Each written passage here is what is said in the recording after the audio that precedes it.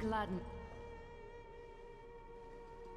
But I don't see Castress among your number. It looks like she not only helped me prove my theory, but helped you fulfill your mission as well.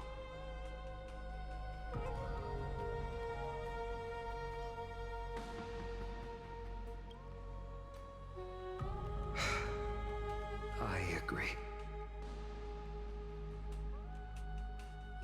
She might not have been able to change her fate, but she still wrote the final verse of her epic herself.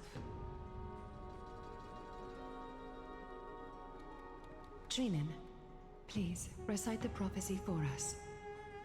Trailblazer, please surrender that scalding cool flame for us as well. You are the only life she ever saved by her own hand in her 1,000 years on this earth. I believe no one is more qualified for this noble task.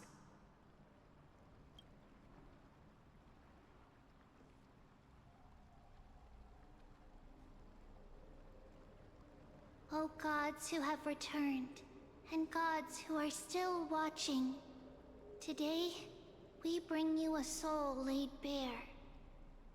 The Hand of Shadow, Thanatos, remembered their name from the past. From daylight they came, and to their fragrant dwelling they return, to walk now among your ranks. And there was one who joined hands with the Titan, a traveler risen from the dead, and reborn among mortal kind. She is the everlasting night, and shall now proclaim in her good name, O Majesty of the 12 Titans, pillars of the world. We seek your divinity to mend the rifts of the world. Fill our bodies with blood of gold, till we wither in willing service to the prophecy. Step forward, trailblazer from beyond the sky, and together with us, surrender the core flame and carve their star into the sky.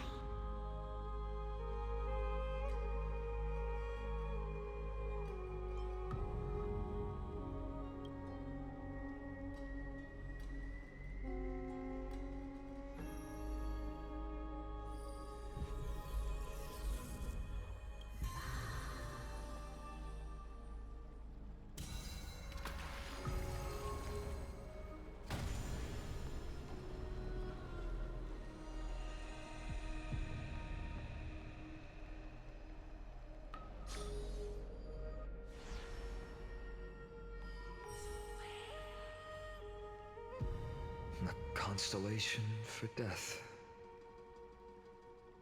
For life and death, to be more precise.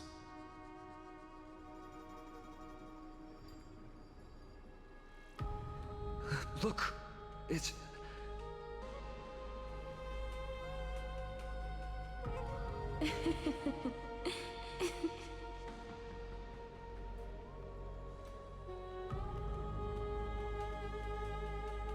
No, it's only a divine echo.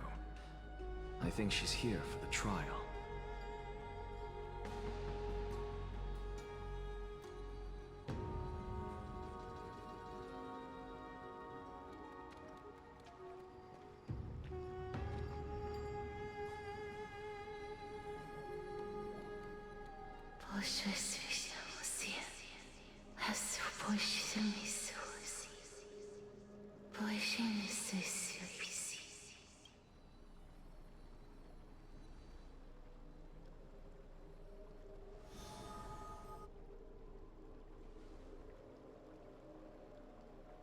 What did she say? That's the language of the Titans. Casterus... No. The Titan. They said, I have illuminated the cold shadow of death. Onwards. For your path to the future is bright and its flame eternal.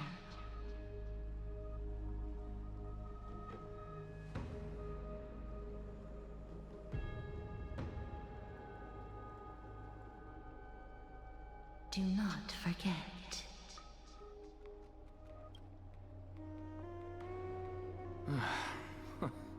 She made quite a scene. I suppose it's my turn now. I won't stop you. Professor, you... What's with that look? You were present. So, let's get this execution over with. We wouldn't want to bring shame to Akuma's divine laws or keep me from creating a new world. You never change, do you, Professor? I don't understand. If your theory is correct, you'll lose all memories of your past life once you become a Titan. So what's the point of becoming a god? Of course there's a point. Even if I forget who I am, I'll still have my brilliant mind. It goes without saying, I'll find a way to retrieve memories of my past life. Besides, I still have you, don't I? I still don't really understand what you said during the assembly. Even if it were true, things reforged from memory could never be the same as the original anyway. Then allow me to tell you right now that you're wrong. What exactly are we? My answer is that the Chrysos heirs are the future Titans and vice versa. Of course, this answer only applies to us. So, what are we when it comes to regular mortals? The very essence of the world, our souls, are tiny invisible seeds that hold records of each person's memories of the world. And we are the buds that sprout from these seeds to grow into great trees. Is that what new sporism means? Correct. Once our physical bodies are born, we become new extensions of the world. From there, we plant our seeds into someone's memories, and then scatter them into the hearts of countless people in the future. Just as seeds are affected by their environment, so too will our appearances differ across memories. But the partial memories we carry will always be the same, because that is just how the world is. To destroy our very existence, one must destroy the world itself. But we have someone who will still live on with his perfect memory. That person is you, child of Kefali. This is what it means to be the world-bearing Titan. So, carry everything of this world and live on. Don't disappoint those most precious to you. Don't disappoint Lady Goldweaver. And especially, don't bring dishonor to my theory. Anaxa, I swear to you, I'll lead everyone to our reunion in the new world. Good. That is all I have to say. Farewell, everyone. May we meet again in the next life. Farewell, great performer. May Circes safeguard your thoughts.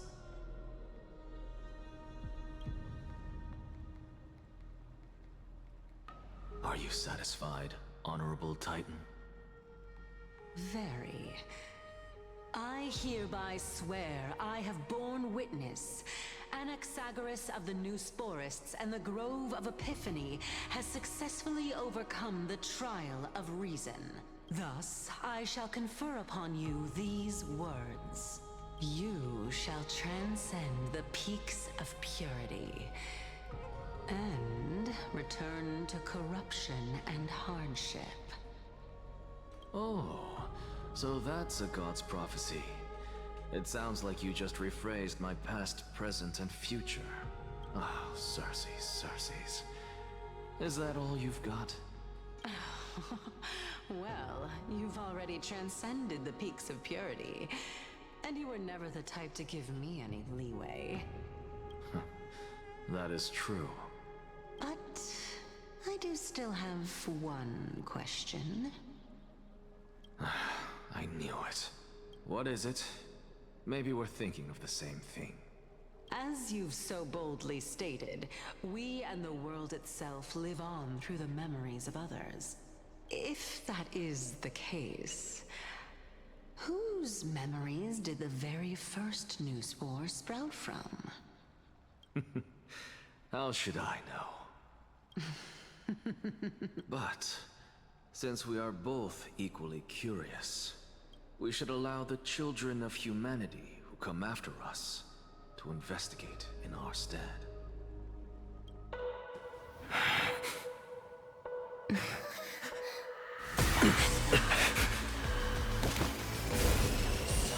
Rejoice, Circes. I sow the seeds of suspicion in the new world with your soul! And now, the objective is complete. That is all.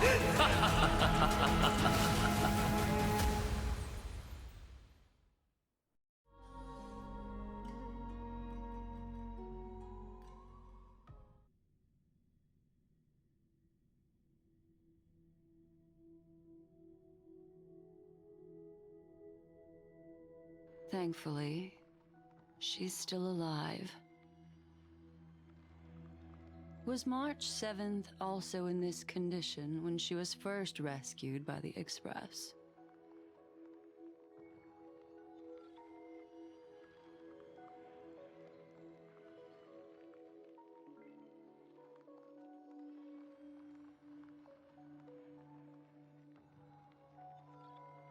But she still woke up naturally. Looking on the bright side, that might happen this time as well.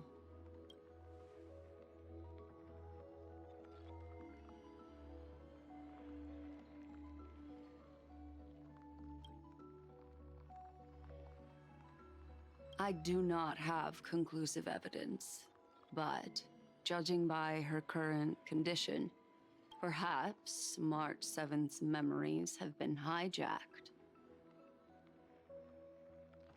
Think about it, Miss Himiko. What will happen when someone loses their ability to remember?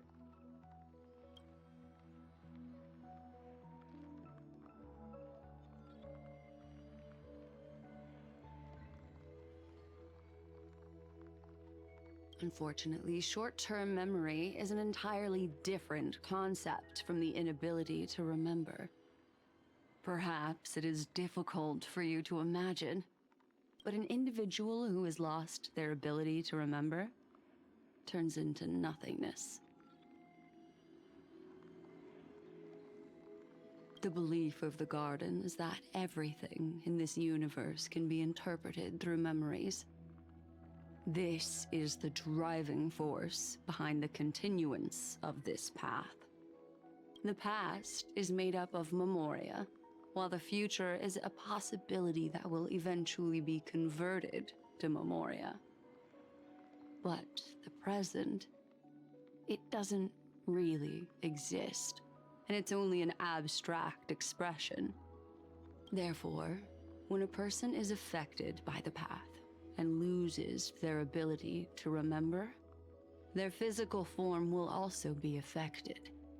These ice crystals are a manifestation of that.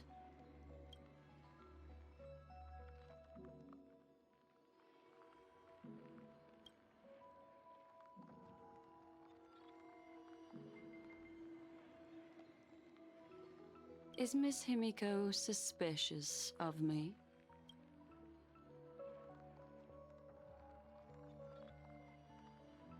In other words, now is the time for me to prove my innocence. That's not a problem, of course. The true reason behind my intentions is that Amphoreus holds special significance. For some memo keepers of the Garden with extremist views, it is a perfect example. A world that can only be seen through the Garden's mirror means that memo keepers have the right to keep the world in their private collection. If those Pathstriders of Remembrance were to uncover the secrets of Amphoreus first, they might unleash their wild ambitions and remodel more worlds into a similar form.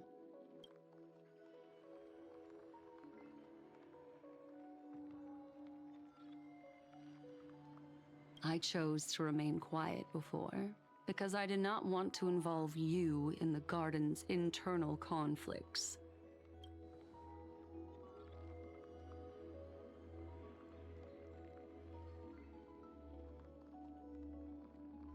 You can be even bolder with your guesses. The people that I'm talking about, they aren't just individuals. They are an organization that has already attached itself to the pinky finger of Fu Li.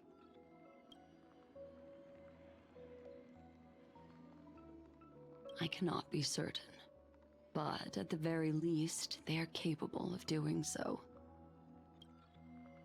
I am deeply sorry about what has happened to March 7th, but the deal that I propose still remains a fair one. Amphoreus is still an excellent destination, and investigating further might allow us to uncover the truth behind the accident. Miss Himiko, the wisest choice right now is for us to continue cooperating.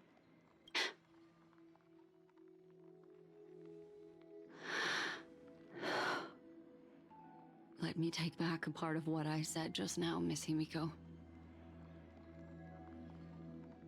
Although we indeed struck a deal, it seems like I have involved you in some unforeseen danger. Please accept my deepest apologies. It's Fu Li.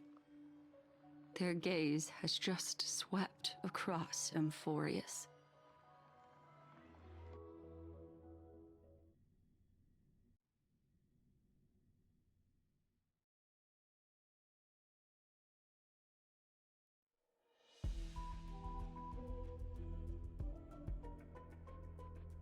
Oh, how interesting.